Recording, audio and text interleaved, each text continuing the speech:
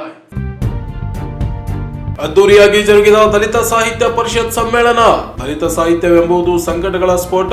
ಸಂವಿಧಾನದ ಮೇಲೆ ಗೌರವವಿದ್ದರೆ ಜಾತಿ ಧರ್ಮ ದ್ವೇಷವನ್ನ ವಿರೋಧಿಸಬೇಕು. ಬರಗೂರು ರಾಮಚಂದ್ರಪ್ಪ.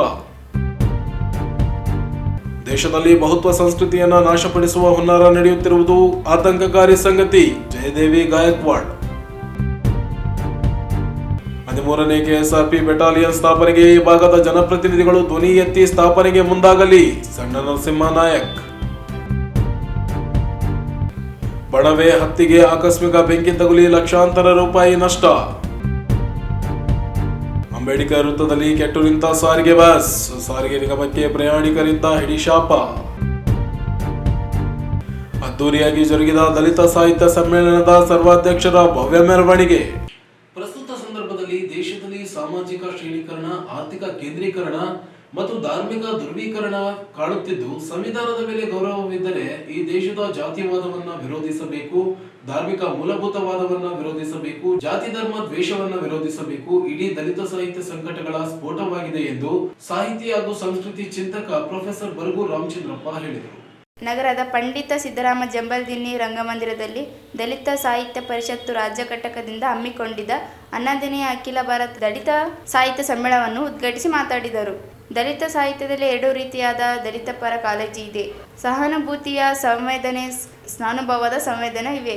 ಸಹಾನುಭೂತಿಯ ಸಂವೇದನೆಯಲ್ಲಿ ನವೋದಯ, ಪ್ರಗತಿಶೀಲ ಹಾಗೂ ಬಂಡೆಯ ಸಾಹಿತ್ಯದಲ್ಲಿದೆ.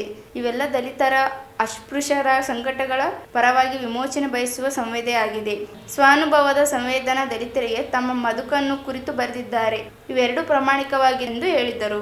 ಇಡೀ ಬದುಕನ್ನು ಸಂಕಟಗಳ ಬದುಕು, ವ್ಯಾಸನ ಬದುಕನ್ನು, ವೇದನೆಯ ಬದುಕನ್ನು ಬರೆದಿರುವುದು, ಪ್ರಕಟಿಸುವುದು ಕರ್ನಾಟಕ ಮಾತ್ರವಲ್ಲದೆ ದೇಶದಲ್ಲಿ ಹೊಸ ಪಲ್ಲಟಗಳಿಗೆ ಕಾರಣವಾಗಿದೆ. ಈ 2 ಸಂವೇದನೆಗಳು ಮುಖ್ಯವಾದ ದಾರಿಗಳಾಗಿವೆ. ಬಂಡಾಯ ಎಂದರೆ ಬಡಿ ಕಡಿ ಎನ್ನುವುದು ಬಂಡಾಯವಲ್ಲ. ಅಂಬೇಡ್ಕರ್ ಅವರ ಹಿಂಸೆಯನ್ನು ಪ್ರಚೋದಿಸಿದವರೆಲ್ಲ ಅವರ ಮಹಾನ್ ಅಹಿಂಸಾವಾದಿಯಾಗಿದ್ದರು ಎಂದು ತಿಳಿಸಿದರು. ಸಾಮಾಜಿಕ ಸಂರಚನೆಯಲ್ಲಿ ಜಾತಿ, ವರ್ಣ, ವರ್ಗದ ಕಾರಣಕ್ಕೆ ಹರಿಯುವ ಹಿಂಸೆ ಬದುಕನ್ನು ಕನ್ನಡ ಸಾಹಿತ್ಯಕ್ಕೆ ತಂದಿರುವುದು ದೊಡ್ಡ ವಿಪ್ಲವ ಆಗಿದೆ. ಶಿಕ್ಷಣ ಹಳ್ಳಿಗಳಲ್ಲಿ ಬಂದು ಅಲ್ಲಿ ಅಕ್ಷರಗಳ ಬಳ್ಳಿಗಳು ಹಬ್ಬಿದವು. ಮಣ್ಣಿನಲ್ಲಿ ಶಿಕ್ಷಣ ಬಂದು ಮಣ್ಣಿನ ಮನೆಗಳಿಗೆ ಕಣ್ಣು ತೆರೆದವು. ಹಟ್ಟಿಗಳಿಗೆ ಶಿಕ್ಷಣ ಒಂದು ಗಟ್ಟಿ ಧ್ವನಿ ಬಂದಿತ್ತು. ಮಹಿಳೆಯರಲ್ಲಿ ಶಿಕ್ಷಣ ಬಂದಾಗ ಮಾತಾಗಿ ಹೊರ ಬಂದವು. ಗುಡಿಸಿನ ಒಳಗೆ ಶಿಕ್ಷಣ ಬಂದಾಗ ಗೋಳುಗಳು ಗುಡುಗಾದವು ಎಂದು ನುಡಿದರು. ಮೊದಲಿನಿಂದಲೂ ಸಾಮಾಜಿಕ ಶ್ರೇಣೀಕರಣ ಇದ್ದು ಜಾತಿಗಳ ಒಳಗೆ ಶ್ರೇಣಿಗಳು ರೂಪುಗೊಂಡಿವೆ. ಶೋಷಿತರಲ್ಲಿಯೂ ಶ್ರೇಣಿಗಳು ಹುಟ್ಟಿಕೊಂಡಿವೆ. ಆರ್ಥಿಕ ಕೇಂದ್ರೀಕರಣದಿಂದ ದೇಶದಲ್ಲಿ 60ಕ್ಕಿಂತ ಹೆಚ್ಚು ಸಂಪತ್ತನ್ನು 1% ಜನರು ಅನುಭವಿಸುತ್ತಿದ್ದಾರೆ. ಧರ್ಮದ ಧ್ರುವೀಕರಣದಿಂದ ಧರ್ಮಗಳ ಮಧ್ಯೆ ವೈಷಮ್ಯವನ್ನು ಹುಟ್ಟುಹಾಕಿ ಅಧಿಕಾರ ಪಡೆಯುವ ಸ್ಥಿತಿ ನಿರ್ಮಾಣವಾಗಿದೆ. ದೇಶದಲ್ಲಿ ಪ್ರತಿ 18 ನಿಮಿಷಕ್ಕೆ ಒಬ್ಬ ದಲಿತ ಮೇಲೆ ದೌರ್ಜನ್ಯಗಳಾಗುತ್ತಿವೆ. ವಾರಕ್ಕೆ 13 ದಲಿತರ ಸಾವಾಗುತ್ತಿವೆ. ಒಂದು ದಿನಕ್ಕೆ 8 ಜನ ದಲಿತರ ಮೇಲೆ ಅತ್ಯಾಚಾರಗಳಾಗುತ್ತವೆ. ಇವು ಅತ್ಯಂತ ಆತಂಕಕಾರಿ ಸಂಗತಿಯಾಗಿದೆ. ಇದರ ಕುರಿತು ಎಚ್ಚೆತ್ತುಕೊಳ್ಳಬೇಕಾಗಿದೆ ಎಂದು ತಿಳಿಸಿದರು.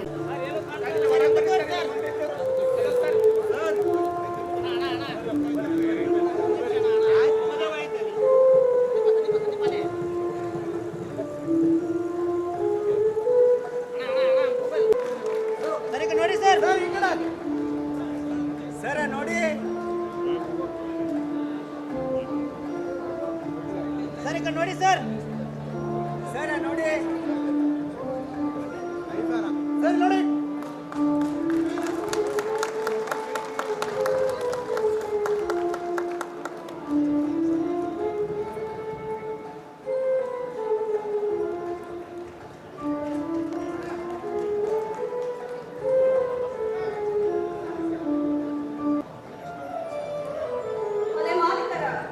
ಪ್ರಾಚೀನ ಚರಿತ್ರೆ, ಮೂಲ ತೆಲುಗು, ಇದನ್ನ ಅನುವಾದ ಮಾಡಿದ್ದಾರೆ. ಆ ಪುಸ್ತಕದ ಸಾಕ್ಷಿಯಾಗಿದ್ದಾರೆ.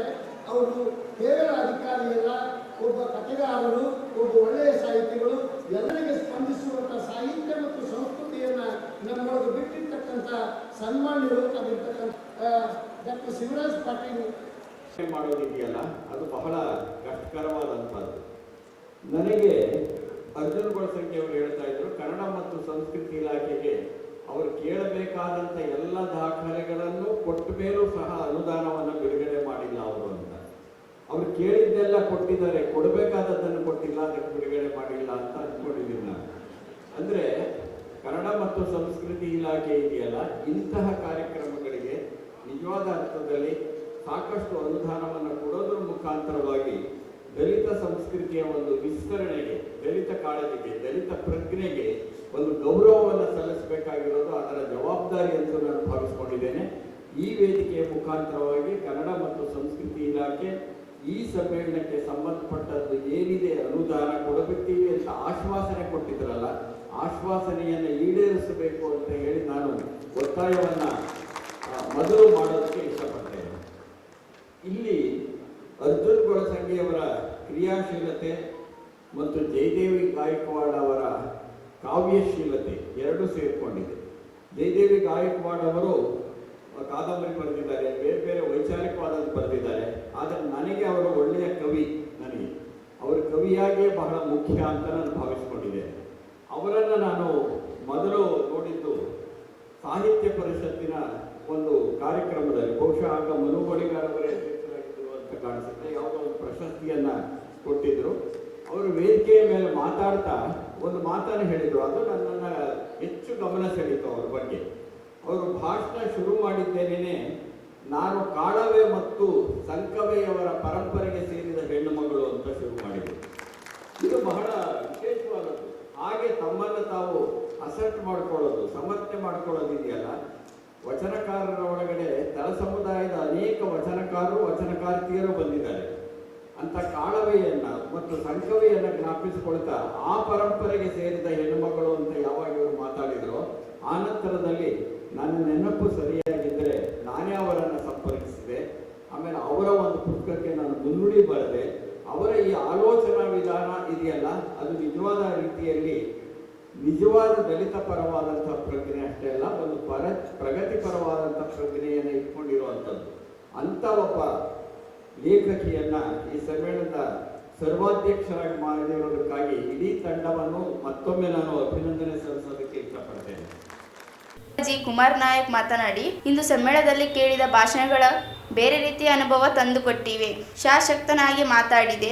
ಇಂದಿನ ಪರಿಸ್ಥಿತಿ ದುರ್ವಿಕರಣ ಆರ್ಥಿಕ ಪರಿಸ್ಥಿತಿಯಲ್ಲಿ ಏಕಸ್ವಾಮಿತ್ವವನ್ನು ನೋಡುತ್ತಿದ್ದು, ಸಂವಿಧಾನದ ಆಶಯಗಳಿಗೆ ತದ್ವಿರುದ್ಧವಾಗಿ ನೋಡುತ್ತಿದ್ದೇವೆ.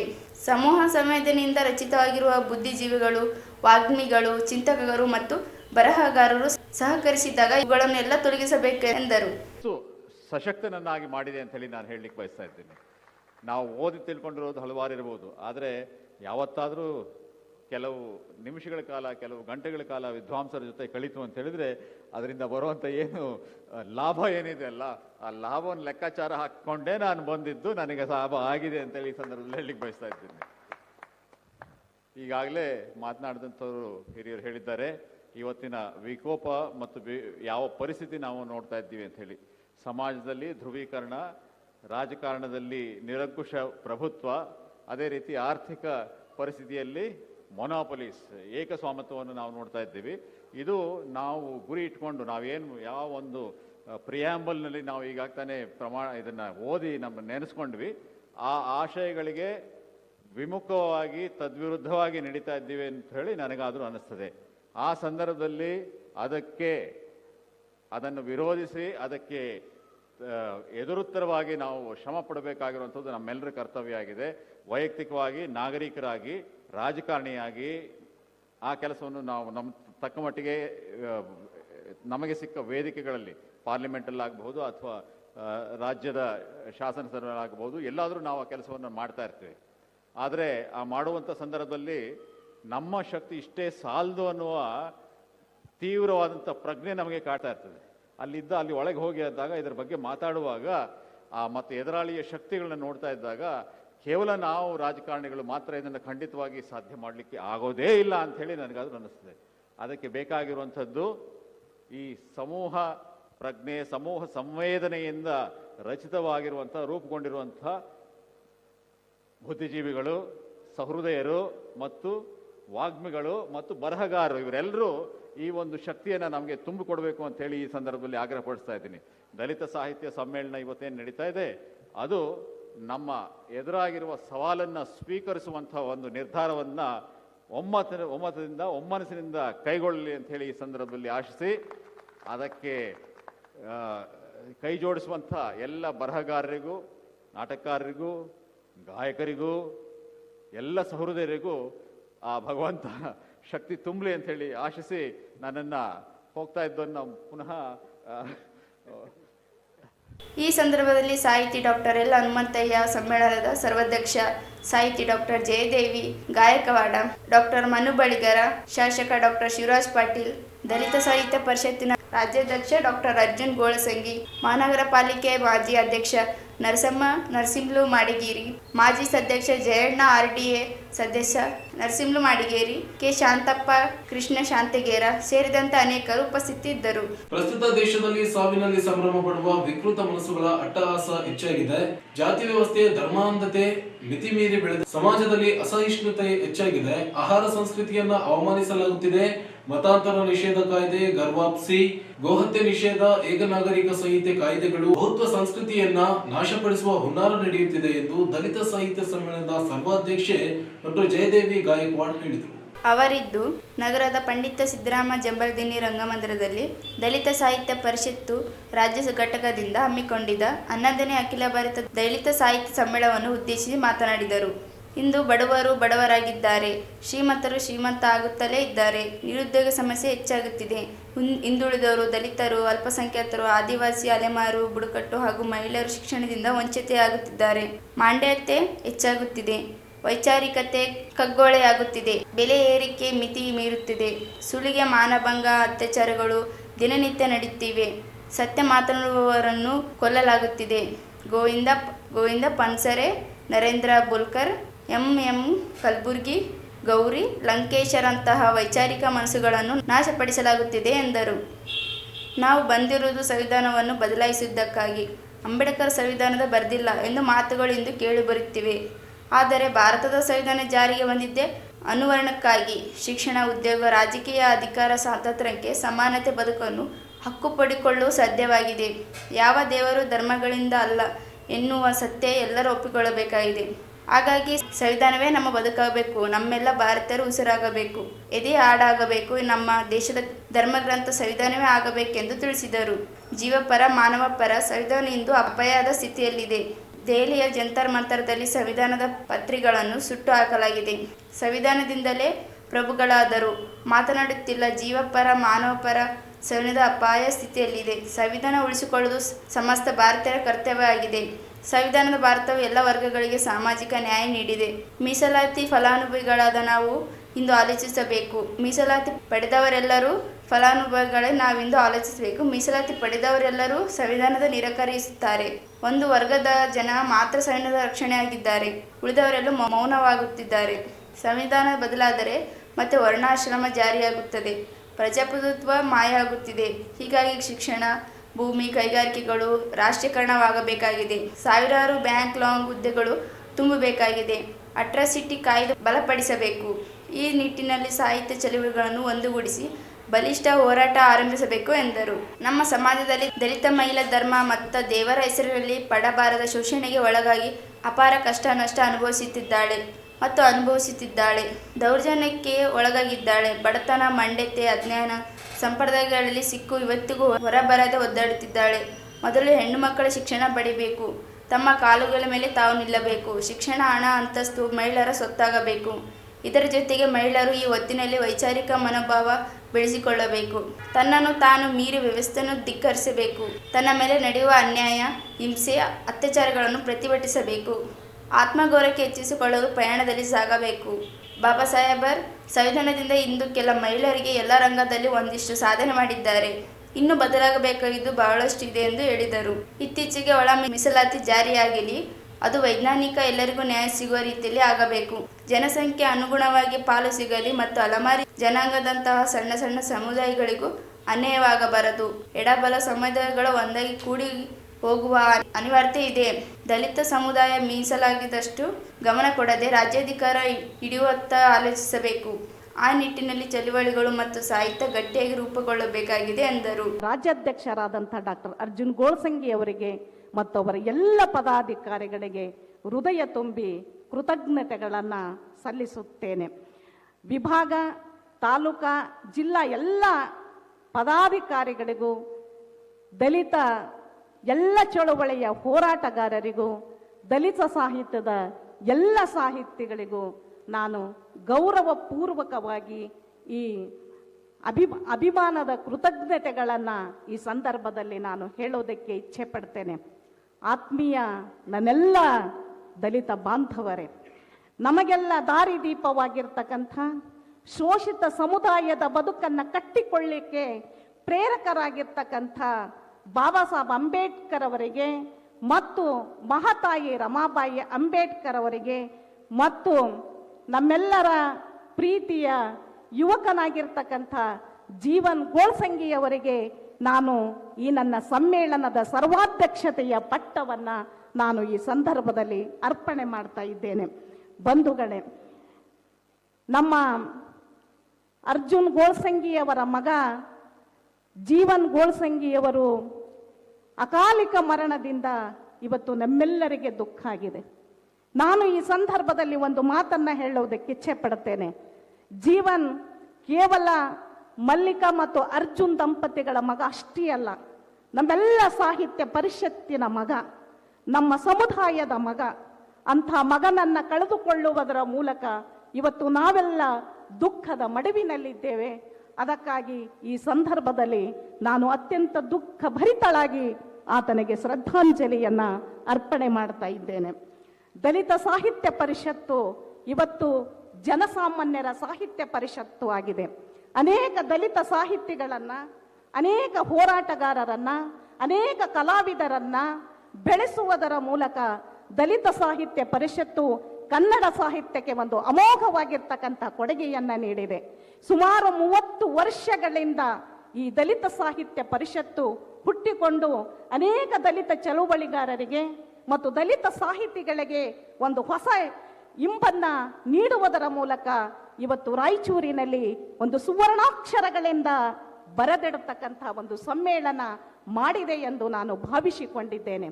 ಅಷ್ಟೇ ಅಲ್ಲ, ಅನೇಕ ಮೌಲಿಕ ಕೃತಿಗಳನ್ನು 69 ಪುಸ್ತಕಗಳನ್ನು ಪ್ರಕಟ ಮಾಡುವುದರ ಮೂಲಕ ಮತ್ತು ಗೌರವಯುತವಾದ ಅನೇಕ ಮೌಲಿಕವಾಗಿರ್ತಕ್ಕಂಥ ಪುಸ್ತಕಗಳಿಗೆ ಪ್ರಶಸ್ತಿಯನ್ನು ಕೊಡುವುದರ ಮೂಲಕ ಒಂದು ರೀತಿಯ ಸಾಂಸ್ಕೃತಿಕವಾಗಿರ್ತಕ್ಕಂಥ ಪರಿಸರವನ್ನು ಈ ದಲಿತ ಸಾಹಿತ್ಯ ಪರಿಷತ್ತು ಮಾಡ್ತಾ ಬಂದಿದೆ. ಇದುವರೆಗೂ ಸುಮಾರು 10 ಸಮ್ಮೇಳನಗಳನ್ನು ಮಾಡಿರ್ತಕ್ಕಂಥ ಚಿನ್ನಸ್ವಾಮಿ, ಸತ್ಯಾನಂದರ ಪಾತ್ರೋಡ, ಚನ್ನಣ್ಣ ವಾಲಿಕಾರ್, ಅಲ್ಲಾಗಿರಿರಾಜ್, ಸಮತಾ ದೇಶಮಾನೆ, ಚಿನ್ನಸ್ವಾಮಿ ಸೋಸಲೆಯರಂಥ ಅನೇಕರನ್ನ ಸಮ್ಮೇಳನಾಧ್ಯಕ್ಷರ ಮಾಡುವುದರ ಮೂಲಕ ಕನ್ನಡ ಸಾಹಿತ್ಯಕ್ಕೆ ಅಗಾಧವಾಗಿರ್ತಕ್ಕಂಥ ಹೆಗ್ಗಳಿಕೆ ಕೊಟ್ಟ ಕೀರ್ತಿ ದಲಿತ ಸಾಹಿತ್ಯ ಪರಿಷತ್ತಿಗೆ ಸಲ್ಲುತ್ತದೆ. ಬಂಧುಗಳೇ, ನಾನು ಏಕಕಾಲಕ್ಕೆ ಅಸ್ಪೃಶ್ಯತೆ, ಬಡತನದ ಸಂಕಟ, ಹೆಣ್ಣಿನ ತಾರತಮ್ಯ ಅನುಭವಿಸಿದವಳು. ನನ್ನ ತಂದೆ ಮಲ್ಲಪ್ಪ ಗಾಯಕ್ವಾಡ್, ತಾಯಿ ಬಸಮ್ಮ ಉಪವಾಸ ಇದ್ದರೂ ಕೂಡ ನನ್ನನ್ನು ಓದಿಸಿದ್ದಾರೆ.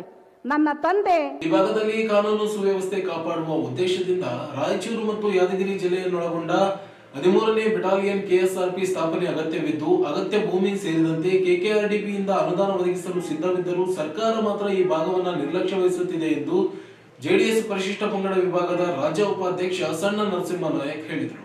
ಅವರಿದ್ದು ಮಾಧ್ಯಮಗೋಷ್ಠಿ ಉದ್ದೇಶಿಸಿ ಮಾತನಾಡಿ, ಜಿಲ್ಲೆಗಳಲ್ಲಿ ಕೆಎಸ್ಆರ್ಪಿ ಬೆಟಾಲಿಯನ್ ಸ್ಥಾಪನೆಗಾಗಿ ಸದನದಲ್ಲಿ ಶರಣಗೌಡ ಮಾತ್ರ ಧ್ವನಿ ಎತ್ತಿದ್ದಾರೆ. ಆದರೆ ಜಿಲ್ಲೆಯ ಯಾವೊಬ್ಬ ಶಾಸಕರು ಈ ಬಗ್ಗೆ ಮಾತನಾಡದೆ ಈ ಭಾಗದ ಕಾನೂನು ಸುವ್ಯವಸ್ಥೆ ಕಾಪಾಡಲು ನಿರ್ಲಕ್ಷ್ಯ ವಹಿಸುತ್ತಿದ್ದಾರೆ ಎಂದು ಆರೋಪಿಸಿದರು.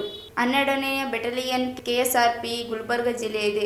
ರಾಯಚೂರಿನಿಂದ 200 ಕಿಲೋಮೀಟರ್ ದೂರವಿದ್ದು, ಯಾವುದೇ ದೊಡ್ಡ ಕಾರ್ಯಕ್ರಮಗಳಿಗೆ ಬೇರೆ ಜಿಲ್ಲೆಗಳಿಂದ ಪೊಲೀಸರನ್ನು ಕರೆತರಬೇಕಾದ ಸ್ಥಿತಿ ಇದೆ. ಆದರೆ ಈ ಬಗ್ಗೆ ಯಾವೊಬ್ಬ ಜನಪ್ರತಿನಿಧಿಗೆ ಆಸಕ್ತಿ ಇಲ್ಲ. ಈ ಭಾಗದ ಅಭಿವೃದ್ಧಿಗೆ ಬೇಕಾಗಿಲ್ಲ ಎಂದರು. 13ನೇ ಬೆಟಾಲಿಯನ್ ಸ್ಥಾಪನೆಗೆ ಅಗತ್ಯ ಭೂಮಿ ಇದೆ. ಕೆಕೆಆರ್ಡಿಬಿಯಿಂದ ಅನುದಾನ ನೀಡಲು ಸಿದ್ಧರಾಗಿದ್ದಾರೆ. ಆದರೆ ಸರ್ಕಾರ ಮಾತ್ರ ಈ ಭಾಗಕ್ಕೆ ನೀಡಲು ಮಲತಾಯಿ ಧೋರಣೆ ಅನುಸರಿಸುತ್ತಿದೆ ಎಂದು ದೂರಿದ್ದಾರೆ. ರಾಯಚೂರು ಮತ್ತು ಯಾದಗಿರಿ ಗಡಿ ಜಿಲ್ಲೆಯಾಗಿದ್ದು 13ನೇ ಬೆಟಾಲಿಯನ್ ಕೆಎಸ್ಆರ್ಪಿ ಸ್ಥಾಪನೆ ಅಗತ್ಯವಿದೆ. ಈ ಬಗ್ಗೆ ರಾಜ್ಯಪಾಲರಿಗೆ, ಮುಖ್ಯಮಂತ್ರಿಗೆ, ಉಪಮುಖ್ಯಮಂತ್ರಿಗೆ, ಗೃಹ ಸಚಿವರು, ಸರ್ಕಾರದ ಅಪರ ಕಾರ್ಯದರ್ಶಿಗೆ, ಆರ್ಥಿಕ ಇಲಾಖೆ ಕಾರ್ಯದರ್ಶಿಗೆ, ಒಡಲಾಯಿತ ಅಪರ ಕಾರ್ಯದರ್ಶಿಗೆ, ಪೊಲೀಸ್ ಮಹಾನಿರ್ದೇಶಕರಿಗೆ, ಜಿಲ್ಲಾಧಿಕಾರಿಗೆ ಜಿಲ್ಲಾ ಪೊಲೀಸ್ ವರಿಷ್ಠಾಧಿಕಾರಿಗೆ ಮನವಿ ಸಲ್ಲಿಸಿದ್ದಾರೆ. ಆದರೆ ಈ ಬಗ್ಗೆ ಸರ್ಕಾರಕ್ಕೆ ಮನವರಿಕೆಯಾಗುತ್ತಿಲ್ಲ. ಯಾದಗಿರಿ ಮತ್ತು ರಾಯಚೂರು ಜಿಲ್ಲೆಯ ಎಲ್ಲ ಶಾಸಕರು ಒಕ್ಕಲಿಗರ ಧ್ವನಿ ಎತ್ತಿದಾಗ ಮಾತ್ರ ಸರ್ಕಾರ ಈ ಬಗ್ಗೆ ಎಚ್ಚೆತ್ತುಕೊಳ್ಳಬೇಕು ಸಾಧ್ಯವಾಗುತ್ತದೆ. ಆರ್ಥಿಕ ಇಲಾಖೆಯು ಈ ಬಗ್ಗೆ ಪರಿಶೀಲನೆ ಮಾಡಬೇಕು. ಪ್ರಸ್ತಾವನೆ ತಿರಸ್ಕರಿಸಲಾಗಿದೆ. ಮರು ಪ್ರಸ್ತಾವನೆಯಲ್ಲಿ ಜಿಲ್ಲಾಧಿಕಾರಿಗಳು ಸಲ್ಲಿಸಬೇಕು.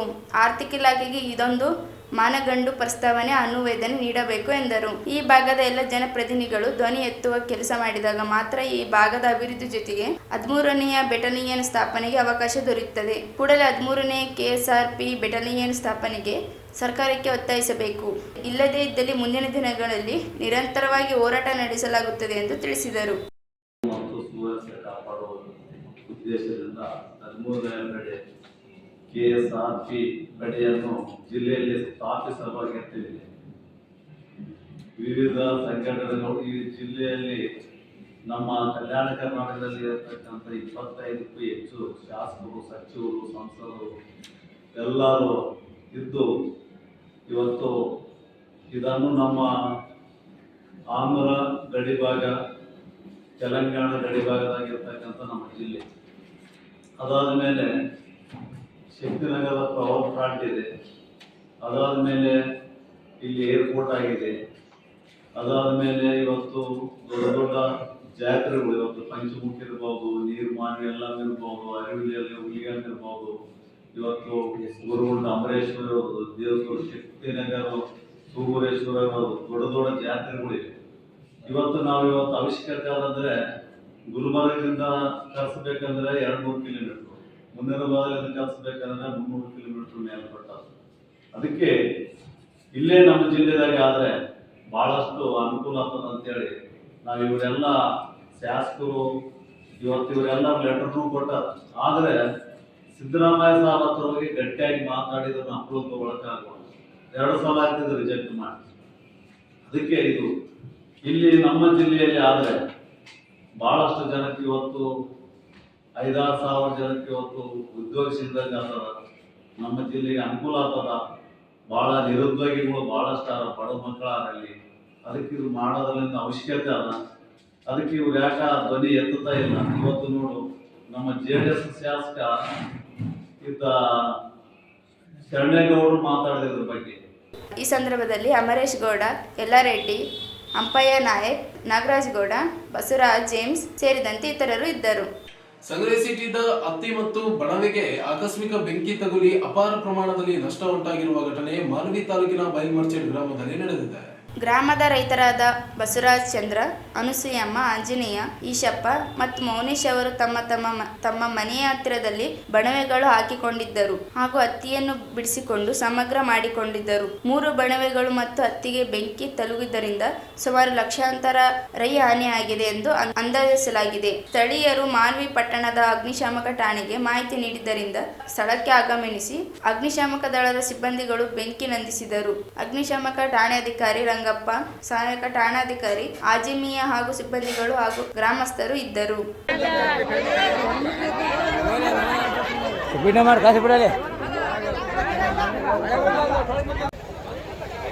ಯಾರು ಜವಾಬ್ದಾರಪ್ಪ? ಈಗ ಸುಮ್ಮನೆ ವೇಸ್ಟ್ ಅಲ್ಲ.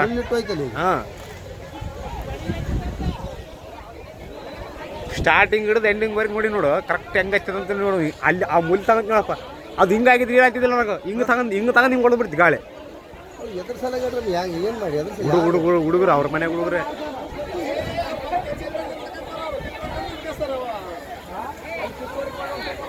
ಆಯ್ತು ಈಗ ಆಯ್ತು, ಅದು ಬಂತಂದ್ರೆ ಕಂಟ್ರೋಲ್ ಆಗ್ತು ಬಿಡು. ಬೆಂಕಿ ಬರೋದೇ ಇಲ್ಲ. ಆಯ್ತು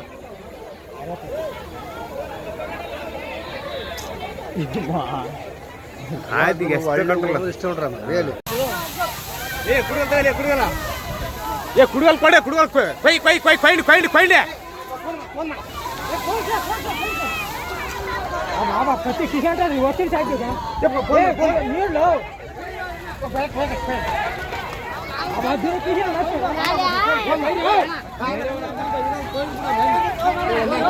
ಎಮ್ಮೆ ಕೊಯ್ದ್ಬಿಡ್ರಿ.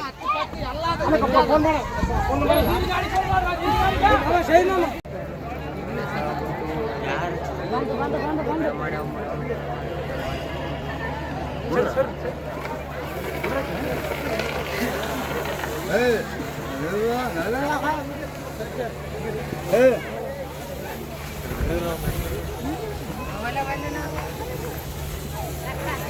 ದುರಸ್ತಿಗೆ ಬಂದಿದ್ದ ಸಾರಿಗೆ ಬಸ್ ಒಂದು ಸರ್ಕಾರಿ ಇಲಾಖೆ ದುರಸ್ತಿ ಮಾಡದೆ ಚಲಾಯಿಸುತ್ತಿದ್ದು ರಸ್ತೆ ಮಧ್ಯೆ ಎಲ್ಲೆಂದರಲ್ಲಿ ನಿಲ್ಲುತ್ತಿರುವುದರಿಂದ ಪ್ರಯಾಣಿಕರು ಇಡೀ ಶಾಪ ಹಾಕುವಂತಾಗಿದೆ. ರಾಯಚೂರಿನಿಂದ ಗಿಲ್ಲೆಸಿಗೂರು ಮಾರ್ಗವಾಗಿ ಚಿಕ್ಕಮಂಚಲಿಗೆ ತೆರಳುತ್ತಿದ್ದ ಸಾರಿಗೆ ಬಸ್ KA 36F1277 ನಂಬರಿನ ಹಳೇದಾಗಿದ್ದು ದುರಸ್ತಿಗೆ ಬಂದಿದೆ. ಸಾರಿಗೆ ನಿಗಮವು ಇದನ್ನು ಬದಲಾಯಿಸದೆ ಸಣ್ಣ ಪುಟ್ಟ ರಿಪೇರಿ ಮಾಡಿಸಿ ಚಾಲನೆ ಮಾಡುವುದರಿಂದ ಮಾರ್ಗ ಮಾನ್ಯದಲ್ಲಿ ಎಲ್ಲೊಂದರಲ್ಲಿ ಕೆಟ್ಟು ನಿಲ್ಲುತ್ತಿದೆ. ಕೇಂದ್ರ ಬಸ್ ನಿಲ್ದಾಣದಿಂದ ಚಿಕ್ಕಮಂಚಲಿಗೆ ತೆರಳುತ್ತಿದ್ದ ಬಸ್ ಅಂಬೇಡ್ಕರ್ ವೃತ್ತದಲ್ಲಿ ಕೆಟ್ಟು ನಿಂತಿದೆ. ಬಸ್ ನಿಲ್ದಾಣದಿಂದ ಕೇವಲ 800 ಮೀಟರ್ ಒಳಗೆ ಬಸ್ ಕೆಟ್ಟು ನಿಂತಿದ್ದರಿಂದ ಗ್ರಾಮಗಳಿಗೆ ತೆರಳುವ ಪ್ರಯಾಣಿಕರು ಸಾರಿಗೆ ನಿಗಮಕ್ಕೆ ಇಡೀ ಶಾಪ ಆಗುತ್ತಿದ್ದಾರೆ. ಬಸ್ ಚಾಲಕರು ಈ ಬಗ್ಗೆ ಪ್ರತಿಕ್ರಿಯಿಸದೆ ಬಸ್ ದುರಸ್ಥಿತಿಯಾಗಿದೆ, ರಿಪೇರಿ ಮಾಡುವುದರಿಂದ ಪದೇ ಪದೇ ಕೆಟ್ಟು ನಿಲ್ಲುತ್ತಿದೆ, ಮೇಲಧಿಕಾರಿಗಳ ಗಮನಕ್ಕೆ ತರಲಾಗಿದೆ. ಬಸ್ ಕೆಟ್ಟು ನಿಂತಿದ್ದರಿಂದ ಗ್ರಾಮಗಳಿಗೆ ತೆರಳುವ ಪ್ರಯಾಣಿಕರಿಗೆ ಬದಲಿ ಬಸ್ ವ್ಯವಸ್ಥೆ ಮಾಡಿಕೊಡಲು ಕಲ್ಪಿಸಿಕೊಡಲಾಗಿದೆ.